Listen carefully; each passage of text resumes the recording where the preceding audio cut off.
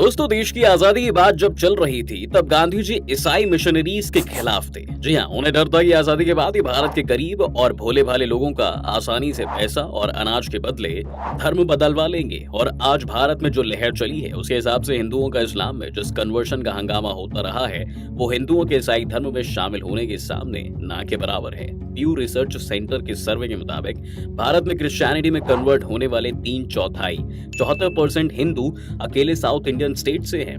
ऐसे में गांधी जी का डर सच साबित होते दिखाई दे रहा है, क्योंकि इतनी बड़ी संख्या में लोग ईसाई धर्म अपना रहे हैं। कैसे भारत में ईसाइयों की संख्या बढ़ती जा रही है, सब जानेंगे आज की इस वीडियो में। अंत तक बने रहिएगा हमारे साथ।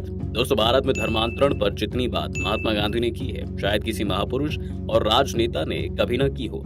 जब अंग्रेजी मिशनरियों ने भारतीयों के मन में हिंदू धर्म और भारतीय रहन के बारे में जहर उगलना और नफरत फैलाना शुरू किया, तब गांधी जी ने इसका जमकर विरोध किया था। उनका मानना था कि धर्म हमें नफरत करना नहीं सिखाता है। ऐसे में इसी नफरत की बुनियाद पर और पैसे, अनाज और उनके बच्चों को अच्छे एजुकेशन का लालच देकर ईसाई मिशनरीज ये धंधा आजादी से पहले से चला रहे हैं। जी हाँ, इस बात का इतिहास गवाह है कि जहाँ जहाँ ईसाई और इस्लाम धर्म ने अपनी जड़ें जमाई, वहाँ के लोग उसी धर्म के हो गए।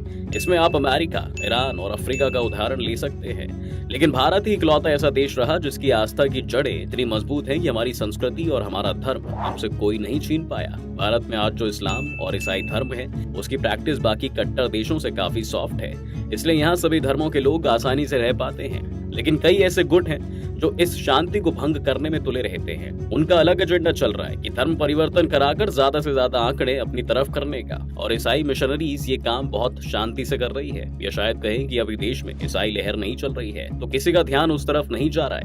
लेकिन इस पर ध्यान देने वाली बात यह है कि कन्वर्शन कैसे किया जा रहा है, क्योंकि भारत जैसे लोकतांत्रिक देश में किसी का जबरदस्ती धर्म बदलवा देने वाली बात हजम नहीं होती। तो आइए जरा कुछ आंकड़े देखते हैं। दोस्तों, 2019 से 20 में किए गए सर्वे में ये सामने आया कि भारत में सबसे ज्यादा धर्मांतरण हिंदुओं का हो रहा है।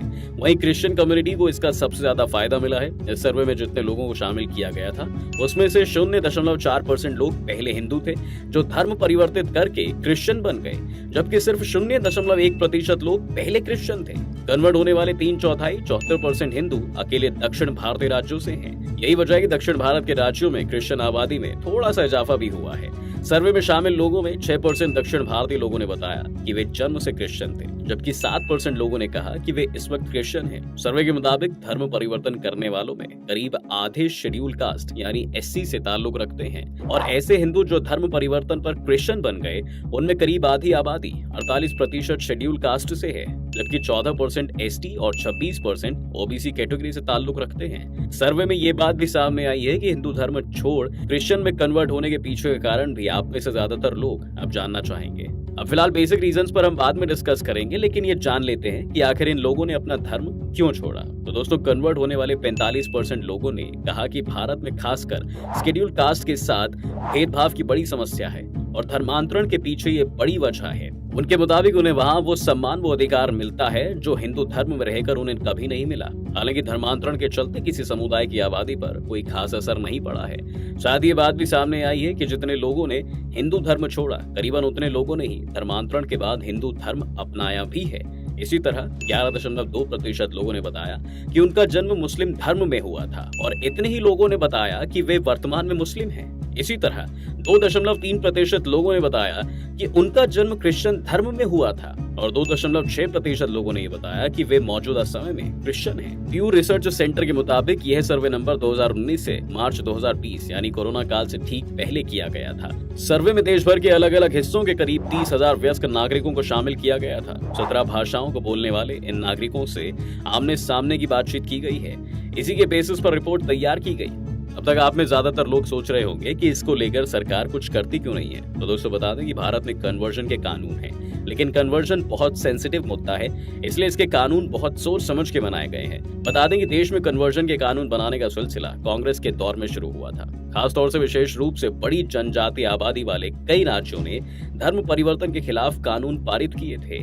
साल 1967 में ओडिशा धार्मिक परिवर्तन के खिलाफ कानून पारित करने वाला पहला राज्य था। मध्य प्रदेश ने 1968 में एंटी कन्वर्शन लॉ पास किया था। अरुणाचल प्रदेश ने 1978 में इसी तरह का कानून बनाया था। इसके बाद 2002 में तमिलनाडु ने जबरन धर्म को बदलने के खिलाफ कानून पास किया था। इन सब के बाद धर्म परिवर्तन के खिलाफ कानून बनाने का नया दौर प्रधानमंत्री मोदी के दौर में शुरू हुआ। जी हाँ, उत्तराखंड और हिमाचल प्रदेश दोनों ने अपने नए कानून में विवाह शब्द जोड़ा और कहा कि भले ही धर्म परिवर्तन शादी के लिए किया गया हो, इसे नोटिफाइड किया जाना मैंडेटरी है।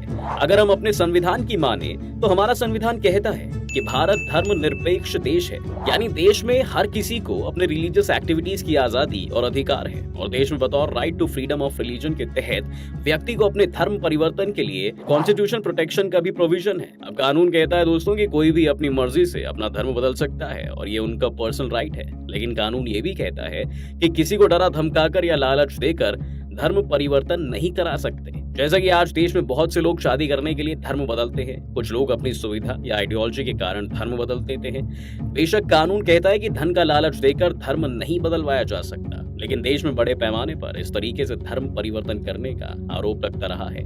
इसलिए अब जरूरी है कि भारत सरकार को जल्द से जल्द एक ऐसा कानून लाना चाहिए जो इस तरह से लालच देकर धर्म परिवर्तन करने वाली संस्थाओं पर रोक लगाई जा सके। लेकिन धर्म परिवर्तन को लेकर भारत में कानून क्या कहता है?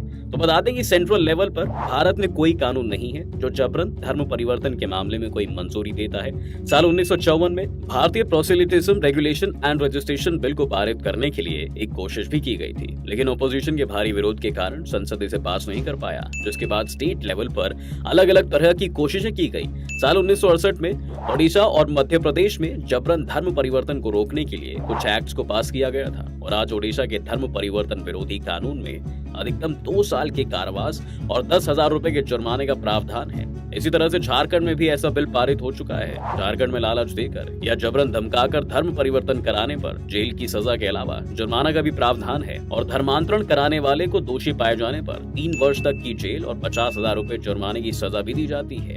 धर्म परिवर्तन करने वाला अगर अनुसूचित जाति या जनजाति समुदाय का हो तो धर्मांतरण कराने वाले को 4 वर्ष की सजा हो सकती है। अब यहाँ सुप्रीम कोर्ट की धर्म परिवर्तन को लेकर थ्योरी तो बिल्कुल सही है दोस्तों, क्योंकि जबरन किसी का धर्म बदलना साफ तौर पर जुर्म है। हालांकि ये टर्म तो एग्जिस्टिंग लॉ में भी था, लेकिन इसे मजबूती से लागू नहीं किया गया, वो अलग बात है। केंद्र सरकार ने भी कोर्ट में यही कहा है कि आदिवासी इलाकों में इस तरह के मामले ज्यादा देखने को मिलते हैं, लेकिन जो पिटीशन कोर्ट में की गई है उसके मुताबिक एक अलग कानून या आईपीसी में इसे जोड़ने की बात कही गई है। इसकी लीगलिटी की अगर बात करें तो अगर ये कानून बना भी दिया गया तो क्या ये साबित हो पाएगा? क्योंकि कैसे पता चलेगा कि व्यक्ति की मंजूरी से धर्म परिवर्तन किया है किसी ने, या पैसों के लालच या किसी डर या दबाव में? यही प्रूफ करना बड़ा मुश्किल हो जाता है कि ये आपने पैसों के लालच से किया, मर्जी से किया। क्योंकि अगर मान लीजिए क्रिश्चियन मिशनरीज हैं, क्या उन्होंने स्कूल शुरू कर दिए, आपको फायदा मिला और अब दलित जो ईसाई बन गए, पहले उनके खिलाफ डिस्क्रिमिनेशन होता था, उनको रहने के लिए घर नहीं मिलते थे, लेकिन जब वो ईसाई में कन्वर्ट हो गए तो उन्हें रेंट पर चीजें मिलने लग गई और इस तरह डिस्क्रिमिनेशन की वजह से दलित दूसरे धर्मों की तरफ देखते रहे हैं। और अगर ये बात सही है तो फिर सरकार को डिस्क्रिमिनेशन का लॉ बदलना होगा, ना कि सिर्फ धर्म बदलने को। धर्म परिवर्तन का कारण क्या है, इस पर ध्यान देना होगा। अगर एजुकेशन से फायदा हो रहा है या किन्हीं और चीजों से फायदा हो रहा है, समाज में आपको इक्वलिटी मिल रही है, ज्यादा इज्जत मिल रही है, तो उन चीजों को भी देखने की जरूरत है। आइए दोस्तों अब देखते हैं उन कारणों को कि जिस वजह से भारत में इतनी ज्यादा संख्या में लोग दूसरे धर्म की तरफ क्यों रुख कर रहे हैं। इनमें कुछ पॉइंट्स हैं जो ज्यादा नोटिसेबल हैं, जैसे कि रिलीजियस गैदरिंग्स है, जिसमें दिखाया जाता है कि कैसे लोग ईसाई धर्म से जुड़ने के बाद सुखी हो गए हैं। कोई गूंगा था बोलने लगा है, चल नहीं सकता था वो चलने लगा है। लगातार ऐसी गैदरिंग्स का प्रभाव लोगों पर होने लगता है। ऐसे में जो लोग अनएजुकेटेड होते हैं या गरीब होते हैं, वो इससे इंस्पायर होने लगते हैं और उन्हें सुखी जीवन का एकमात्र रास्ता ईसाई धर्म है ऐसा लगने लगता है। वही समाज में बराबर इज्जत के लिए भी लोग दूसरे धर्मों की तरफ रुख करते हैं। दलित समाज और पिछड़े लोग जिन्हें समाज में बराबरी का दर्जा नहीं मिलता है, वह क्रिश्चियन बनना पसंद करते हैं जहां उनके साथ भेदभाव नहीं होता है। इसी के साथ साथ क्रिश्चियन स्कूल में भी अच्छी शिक्षा का दावा किया जाता है। ईसाई धर्म अपनाने वालों के बच्चों को आसानी से एडमिशन मिल जाता है और इसके अलावा कई बार उनकी शिक्षा भी फ्री होती है। बच्चों को मुफ्त या रियायती शिक्षा देने के साथ ही यूनिफॉर्म, किताबें, कॉपी भी सब फ्री में दी जाती हैं। गरीब परिवारों को लुभाने का भी इनके पास एक बढ़िया तरीका है। क्रिश्चियन बनने वाले लोग गरीब परिवारों को आर्थिक सहायता दी जाती है। युवाओं को विदेश भेजने का लालच दिया जाता है। ऐसे में लोग इस धर्म की तरफ अपना रुख कर लेते हैं। एक तरफ जहाँ देश में दलितों के साथ होने वाले भेदभाव की खबरें अखबारों में आती हैं, उसे देखकर आप भी समझ गए होंगे कि वो दूसरे धर्म की तरफ रुख क्यों कर रहे हैं। यही दिक्कत है क्रिश्चियनिटी या इस्लाम छोड़कर हिंदू धर्म में वापसी कराने वालों के दावों के साथ भी। अगर किसी के पूर्वज दलित थे तो वो हिंदू धर्म में फिर से दलित बनने क्यों आएगा? अगर वो कहेगा कि हिंदू धर्म में ब्राह्मण बनने की शर्त पर आएगा तो क्या ये घर वापसी कराने वाले धर्म के ठेकेदार उन्हें ब्राह्मण बना देंगे? अगर कोई मुसलमान धर्म परिवर्तन करवाकर हिंदू बन जाए तो क्या उसे हिंदू ब्राह्मण या किसी ऊंची जात में जगह दे पाएंगे? जवाब है नहीं, क्योंकि भारत में जाति व्यवस्था है और वो इतनी जटिल है कि उसमें कोई नहीं घुस सकता। ऐसे में जरूरी है कि लोगों की समस्याओं को समझा जाए ताकि उन्हें मजबूरन अपना धर्म ना छोड़ना पड़े। दोस्तों, इस पूरे मामले को लेकर आपकी क्या राय है, हमें कमेंट सेक्शन में जरूर बताएं। आज की वीडियो अगर आपको पसंद आई हो तो वीडियो को लाइक और शेयर जरूर करें, साथ ही चैनल को सब्सक्राइब भी जरूर करें।